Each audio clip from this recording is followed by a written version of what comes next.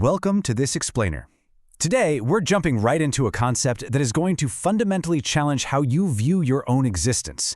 You know, we navigate our daily lives pretty much taking certain things for granted, right? The ground beneath our feet, the ticking of the clock, the physical space we move through. But what if the very fabric of our universe just isn't what it seems? What if the objective reality you are absolutely sure you're living in is actually just a profoundly subjective illusion? Let's dive straight in and explore whether the stage our universe plays out on is actually real or if it's literally all in our heads. To truly wrap our heads around this, I want you to picture an elegantly simple scenario. Imagine you're sitting on a park bench on a nice breezy evening, and beside you is a man who has been blind since birth. He asks you to describe the scenery. So you tell him, well, it's sunset, and the sky is this brilliant orange. Instantly he asks you, what does orange mean? You pause for a second, and you try to explain that it's a warm color, like the warmth of a fire. But he replies, wait, isn't an orange a fruit? Fruits aren't warm like fire? And you quickly realize that no matter how hard you try to explain light frequencies or bouncing atoms, without that baseline sensory experience, the whole concept just falls completely flat. Finally, totally defeated, you ask him, when you close your eyes, what do you actually see? And he replies, nothing. Not the blackness or the vague shapes that you and I see when we close our eyes, but absolute, pure nothingness. So here's the absolutely crucial takeaway from that.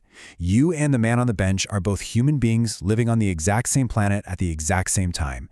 Yet, because he lacks just one single sensory organ, his entire universe, his absolute baseline reality, is fundamentally and completely different from yours. He perceives the universe from an entirely different perspective. Reality, as it turns out, is completely subjective. The absence of just one sense entirely rewrites the rules of what is quote-unquote real. And it gets even more relatable. Just look at this statistic, 1 in 12. Even among those of us who share the exact same senses, reality still isn't uniform. If I point to a blue object, you might agree it's blue. But 1 in 12 people experience some form of color blindness. To them, that reality looks totally different. Think about that.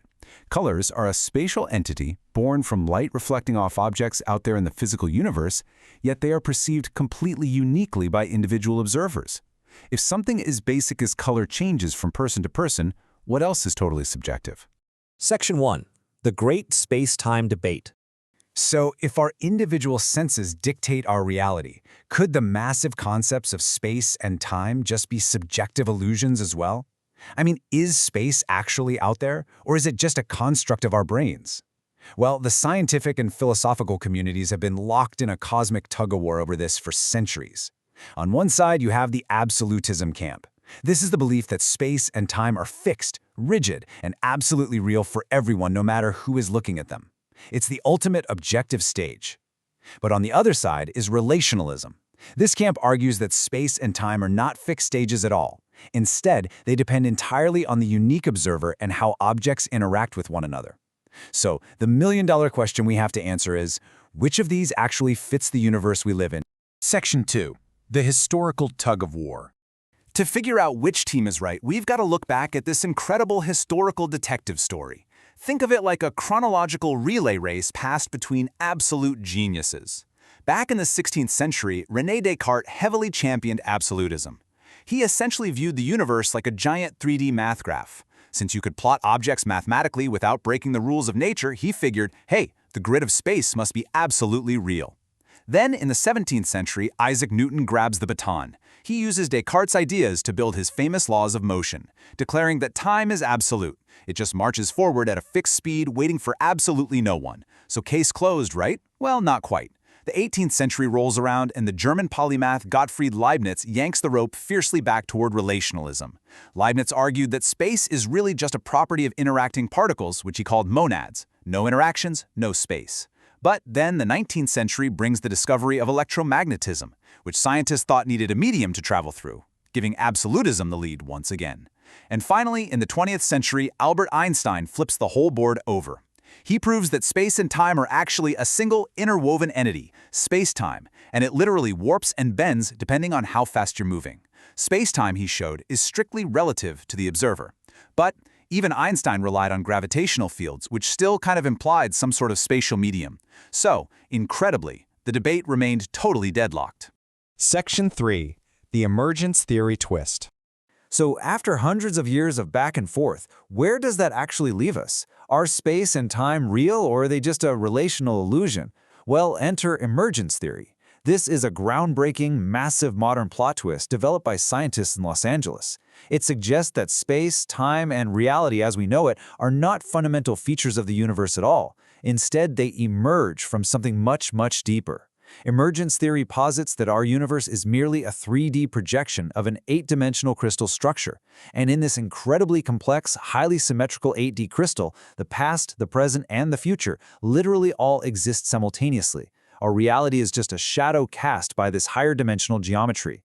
Now, the base building block of this 8D crystal lattice is a shape called a tetrahedron, but we are talking about a scale that is almost incomprehensibly tiny. The sides of these tetrahedrons are the size of the Planck length. To put that into perspective for you, that is 10 to the power of 16 times smaller than the fundamental particles in our standard model. I mean, that's just impossibly small. These infinitesimally small tetrahedrons arrange themselves in highly specific geometric patterns, combining to project fundamental particles, which then project a 3D physical universe that you and I experience every day. But right here is where the theory gets genuinely mind-blowing. What actually causes these geometric patterns to arrange themselves in the specific way that creates our universe? Because at the end of the day, the 8D crystal and its math are essentially just pure information. And information only has meaning when it is processed and compared. For example, you only recognize a shape because your brain subconsciously compares it to the empty space around it. So what exactly is doing the comparing in our universe? Well, the scientists argue that the missing ingredient, the engine driving this entire projection, is human consciousness. Consciousness is the active choice mechanism that processes this raw mathematical information into a physical, tangible reality. Section 4. Consciousness and quantum reality. Now, you might be sitting there thinking that consciousness creating reality sounds a bit like science fiction, but it's actually deeply rooted in mainstream physics, tying this abstract 8D geometry directly to the highly scrutinized 2022 Nobel Prize-winning principles of quantum mechanics. Let's anchor this dense science by looking at something you've probably heard of: quantum entanglement. In quantum mechanics, two particles can become entangled, meaning they share a state. But before they are observed, they exist in a state of superposition. That means their properties aren't fixed at all. They exist in literally all possible states at once. And the bizarre, scientifically proven truth is that these properties remain entirely undecided until they are consciously observed. The act of observation literally collapses the possibilities into a single concrete reality. Let's walk through the exact mechanism of how this creation process actually happens. At the foundational level, particles exist in that hazy, undefined superposition. Their spin, their momentum, their physical location, it's all completely undecided. It's just a cloud of probability. But then, conscious observation occurs. The very second a conscious observer looks, that quantum state instantly collapses. The properties are suddenly decided.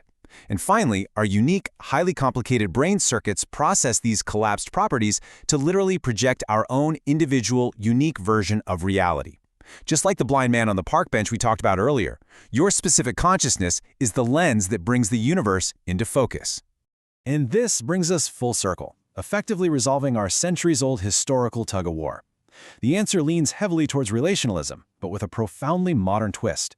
Space and time are fundamentally tied to the observer's consciousness. Without a conscious observer to process the information, the universe is just a vast sea of uncollapsed quantum possibilities and 8-dimensional geometric data. What we confidently consider to be absolute reality is in fact deeply, deeply relational to our own minds. And as we push further into this understanding, tying Einstein's relativity together with quantum mechanics, we are opening doors to some absolutely incredible technological and philosophical frontiers. Get this, scientists have already successfully and fully simulated a helium atom. That is a truly monumental step. Because if we can simulate a fundamental atom today, it paves the way for simulating complex molecules tomorrow. And down the line, that means simulating physical objects and eventually simulating complex human brains themselves. Which leaves us with a pretty haunting, unavoidable thought to ponder.